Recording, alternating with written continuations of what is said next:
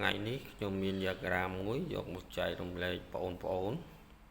diagram នេះជា diagram small diagram យើងថា diagram តូចហ្នឹងក៏ប៉ុន្តែយើងចាប់ផ្ដើមនៃការរៀនទាល់តែចេះពីតូចហ្នឹងសិនអញ្ចឹងថ្ងៃនេះខ្ញុំយក diagram តូចនេះយកមកចែករំលែកបងប្អូន diagram នេះស៊ីភ្លើងអាគុយ12 V ទៅ24 V អញ្ចឹងភ្លើងបូកនេះចូលតាម speaker នេះចូលតាម speaker នេះចេញតាម bobine speaker នេះអញ្ចឹងភ្លើងវាចូលទៅក្នុង bobine speaker បានន័យថាចូលទៅក្នុង coil គឺ bobine speaker ហ្នឹងចូលចេញមកណាចូលជើងម្ខាងចេញមកជើងម្ខាងចូលមកជើងសេចូលមកជើងសេអញ្ចឹងចូលមកជើងសេនេះជើងសេនេះជើងហើយនេះជើង B កាលខ្ញុំរៀនគេមានជើងអញ្ចឹងជើង B C E អញ្ចឹងទៅឥឡូវគេហៅ B C I អញ្ចឹងទៅ B C E អញ្ចឹងទៅ B C E អញ្ចឹងទៅហើយកាលខ្ញុំរៀនហ្នឹងគឺ B C E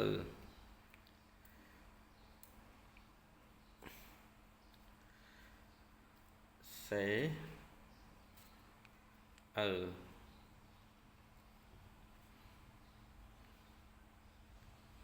គេហៅអញ្ចឹងភ្លើងបូកចូលតាម bobine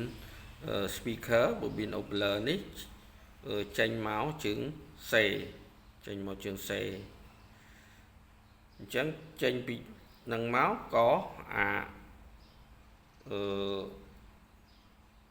transfer spray នេះក៏ចូលជើង C ដែរហើយជើង នៃ transfer ពីសងចុះមកម៉ាស់អញ្ចឹងយើងមើលឃើញថាកាលណា transfer ដូចគ្នា NPN ដូចគ្នា NPN ដូចគ្នានេះ NPN នេះក៏ NPN D 209 D 209 NPN D 209 D 209ចឹងកាលណា NPN ដូចគ្នាយើងរៀបរបៀបនេះចឹងជើងរបស់វាចុះម៉ាស់តែមួយទេចុះម៉ាស់តែខាងពីសងខាងសំឡេងចេញទេហើយចំណែកខាងin ចូលនេះខាងជាន់ពង្រីកទី1នេះគឺជើងរបស់វាចេញទៅជើង B តែម្ដងជើងរបស់វាចេញទៅជើង B តែម្ដងអញ្ចឹងអានឹងយើងរៀបតាម transistor បើ transistor ដូចគ្នាយើងរៀបរបៀបនេះបានន័យថាជើងវាចុះម៉ាស់តែមួយទេចុះម៉ាស់តែមួយទេចំណែក diagram មួយទៀតបានន័យថារៀបរបៀបនឹងដែរក៏ប៉ុន្តែ transistor នេះខុសគ្នានេះ NPN នេះ PNP អញ្ចឹងកាលណា transistor គូ NPN 1និង PNP 1ជើងរបស់វានេះជើងជាន់ទី1នេះជាន់ពង្រីកទី1ចុះម៉ាស់ហើយជើង C ពីសងនេះចុះម៉ាស់ណាការរៀបខុសគ្នាអញ្ចឹងនឹងអាស្រ័យទៅលើប្រព័ន្ធ transistor ណារៀបតាម transistor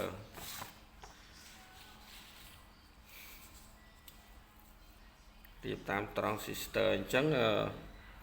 យើងមាន transistor តែ2គ្រាប់យើងយកមករៀបលឺយើងយកមករៀបតាមហ្នឹងលឺអញ្ចឹងបងប្អូនអាចសាកល្បងមើលអញ្ចឹង in នេះ in in នេះយើងដាក់ capacitor 10 microfarad មក 10s 10 microfarad មកហើយ BC នេះមាន resistance 100 គីឡូ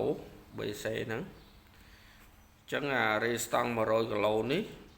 យកភ្លើង 12V មកនេះយកភ្លើងពី 12V មកចិញ្ចឹមជើង B អញ្ចឹងពេលដែលជើង B ចាប់ផ្ដើមធ្វើការវ៉ុលក្នុងនេះប្រហែលជា1វ៉ុលប្រហែលជា1វ៉ុលវ៉ុលជើង B ហ្នឹងប្រហែលជា1វ៉ុលជា1វ៉ុលដូច្នេះបងប្អូនត្រូវយល់ថាអានេះត្រូវតែមានភ្លើងចិញ្ចឹមជើង B ដើម្បីឲ្យវាជា driver ដើម្បីឲ្យវាបានធ្វើការជាន់ហ្នឹងរុញទៅឲ្យជាន់ពីសង់រុញទៅជាន់ពីសង់នៅពេលដែលចាក់ signal ចូលអញ្ចឹង signal វាចេញតាមជើងនេះចេញតាមជើងនេះចូលមកជើង B ហើយជើង B នេះចាប់ផ្ដើមពង្រីកsignal ចេញតាមជើង C នេះ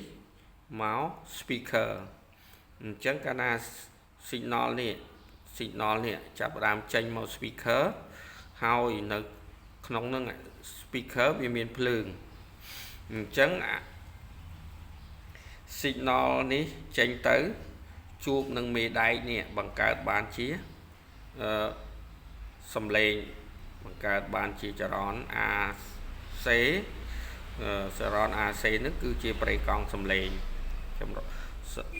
ចរន្ត AC ហ្នឹងជាប្រេកង់សំឡេងអញ្ចឹងបានគេអាចរៀបប្រព័ន្ធហ្នឹងឮគេអាចរៀបប្រព័ន្ធហ្នឹងឮអញ្ចឹងយើងសាកបន្តិចទៅ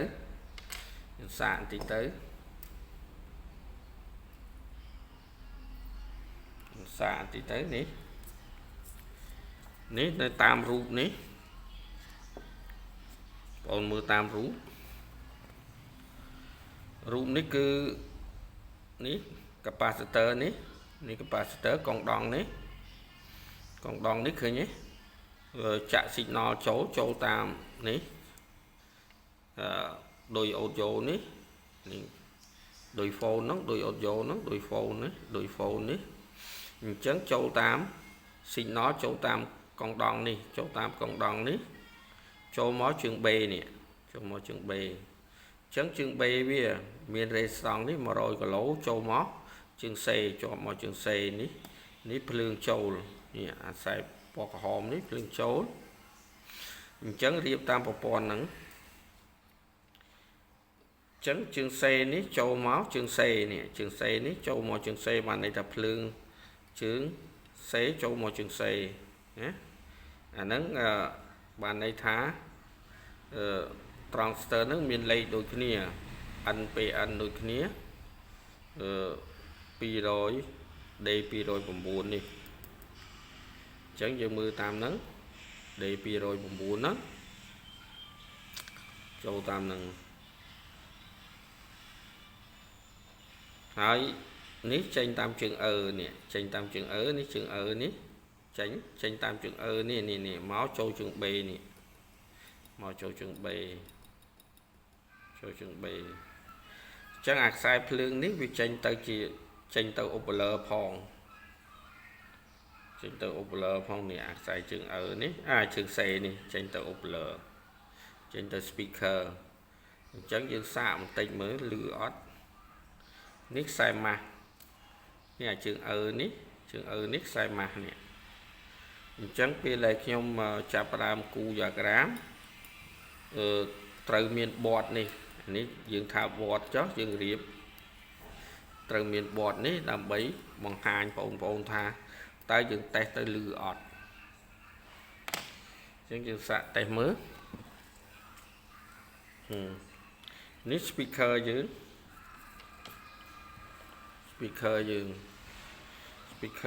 នេះ speaker យើងមានខ្សែ2នេះខ្សែ2នេះអញ្ចឹងយើងយកភ្លើង ភ្លើងនេះខ្សែភ្លើង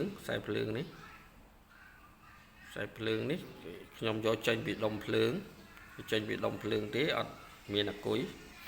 អញ្ចឹងយកចេញពីដុំភ្លើងយកចូលទៅខ្សែ Opler នេះខ្សែ Opler មកខាងខ្សែ speaker ហ្នឹងខ្សែ speaker នឹងយកចេញមកហើយនេះខ្សែ speaker មកខាងទៀតខ្សែ speaker មកខាងទៀតគឺនេះខ្សែ speaker មកខាងទៀតនេះខ្សែភ្លើងចូលនេះខ្សែភ្លើងចូលអញ្ចឹងខ្សែចេញតាមអា bobine Opler នេះចេញតាម bobine ចូលមក ampli ចូលមក small ampli យើងហ្នឹងចូលមកអាហ្នឹងខ្សែណាខ្សែភ្លើងអញ្ចឹងបងប្អូនមើលរូបហ្នឹងទៅបងប្អូននឹងនេះនេះខ្សែម៉ាស់នេះម៉ាស់អញ្ចឹងតម៉ាស់នេះតម៉ាស់ខ្សែម៉ាស់អញ្ចឹងនេះដូចនេះដូច audio ហ្នឹងដូច phone ហ្នឹងដូច phone នេះធម្មតាគេគូសដូច phone ទៅគូសប្រព័ន្ធនេះអត់សូវគូសឮទេឮប៉ក់នេះ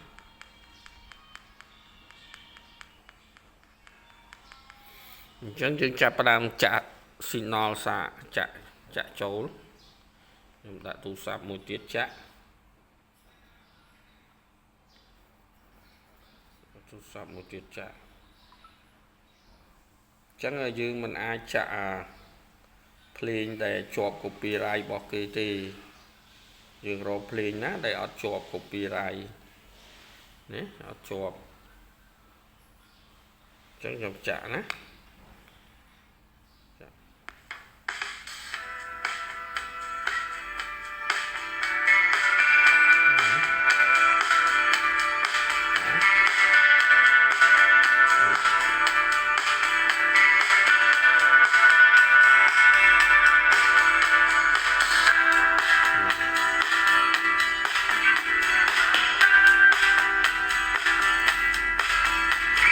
រៀបតែប៉ុណ្ណឹងលឺគេណា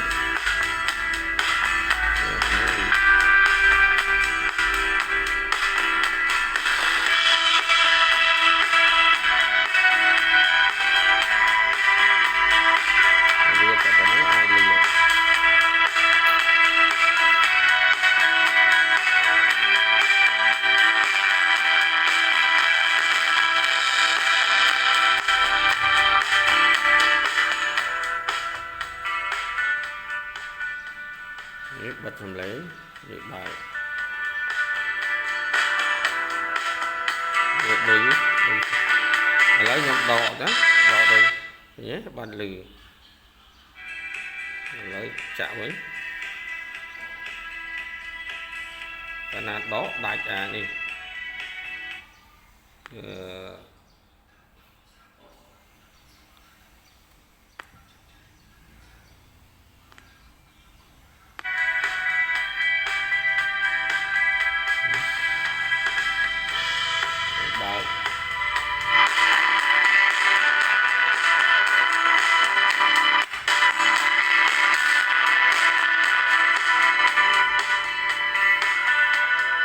ចឹងលឺខ្លាំងណា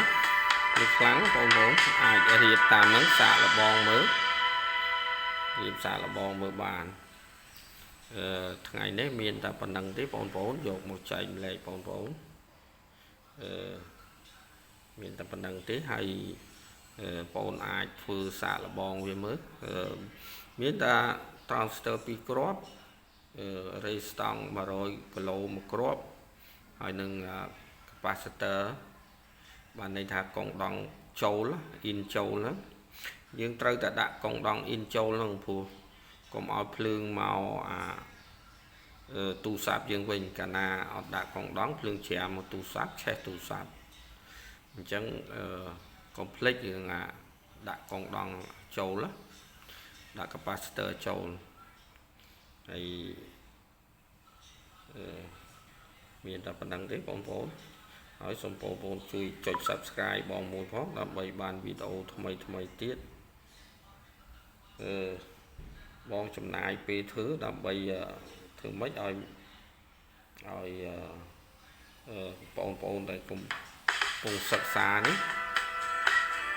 បងប្អូនកំពុងសិក្សានេះស្វែងយល់ចឹងមានតែប៉ុណ្្នឹងទេបងប្អូនសូមអរគុណសូមជម្រាបលា